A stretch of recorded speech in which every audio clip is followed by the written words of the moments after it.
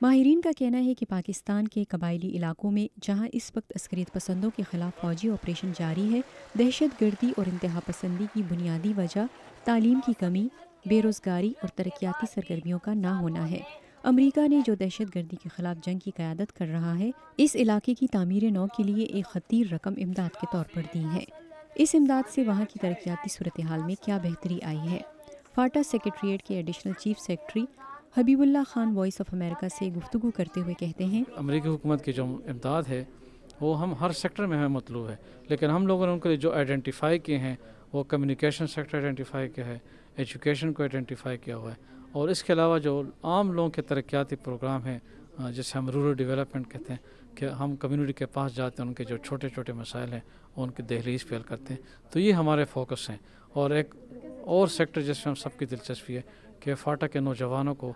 روزگار کے ذرائع، ان کے سکلز، ان کے جو ہنر ہے ان کو بہتر کر کے ان کو پرووائڈ کیے جائیں۔ تاہم عام تاثر یہی ہے کہ یہ رقم صحیح جگہ پر خرچ نہیں کی جا رہی اور ترقیاتی کام دیکھنے میں نہیں آ رہے، مگر حبیب اللہ خان کہتے ہیں کہ فاٹا کی ضروریات بہت زیادہ ہیں جن کی تکمیل میں خاصا وقت لگ سکتا ہے۔ ایک ایسے ایریا میں جہاں اتنی زیادہ ریکوائرمنٹ ہو،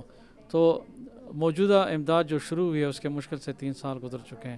اور ظاہر ہے کہ پھر وہ اونٹ کے منہ میں زیرے والی مثال ہے، لیکن اگر آپ یہی مدد جاری رہی اسی ترتیب سے تو آپ دیکھیں گے 5 سال میں، 6 سال میں، 7 سال میں آپ کو ہر جگہ پہ نظر آئے گی۔ لیکن اگر آپ یہ دیکھنا چاہتے ہیں کہ جی پہلے کیا صورتحال تھی اب کیا صورتحال ہے، تو میں اس سلسلے میں عرض کروں کہ پہلے کے مقابلے میں تقریباً ہر ایجنسی میں کام شروع ہیں، اب ظاہر ہے ان کاموں کے تکمیل میں وقت لگے گا۔ مبصرین کا کہنا ہے کہ سیکیورٹی کی خراب صورتحال کی وجہ سے غیر ملکی امداد سے بہت سے ترقیاتی اور امدادی کام مکمل نہیں ہو پاتے۔ اٹلانٹک کونسل میں جنوبی ایشیا سینٹر کے ڈائریکٹر شجاع نواز کہتے ہیں کہ خطے میں جاری دہشت گردی اور انتہا پسندی کے باوجود غیر ملکی امدادی سرگرمیوں کو مزید مؤثر بنانے کے لیے ایک جامع حکمت عملی کی ضرورت ہے۔ میرا خیال ہے کہ افغانستان سے کچھ سبق لینا چاہیے، کیونکہ ان کی نیشنل سالیڈیرٹی پروگرام جو ہے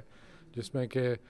فوجی اور سویلین مل کے کام کرتے ہیں پلاننگ کے وقت اور امپلیمنٹیشن کے وقت، پھر پروجیکٹ بہتر ہوں گے۔ یونائیٹڈ اسٹیٹ انسٹی ٹیوٹ آف پیس میں جنوبی ایشیا امور کے ایڈوائزر معید یوسف اس جانب توجہ دلاتے ہیں کہ فاٹا میں سیکیورٹی اور ترقی کے لیے طویل المیعاد پالیسیوں کی اشد ضرورت ہے۔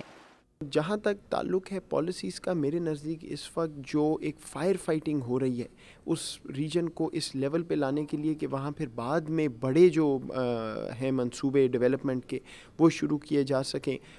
اس کی بہت سخت ضرورت ہے اور وہ ہونا چاہیے۔ سو اس میں ٹائم لگے گا، آپ کو وقت دینا ہوگا۔ میجر چیز ڈیولپمنٹ کے علاوہ آپ کے سوشل انڈیکیٹرز ہیں، تعلیم، صحت،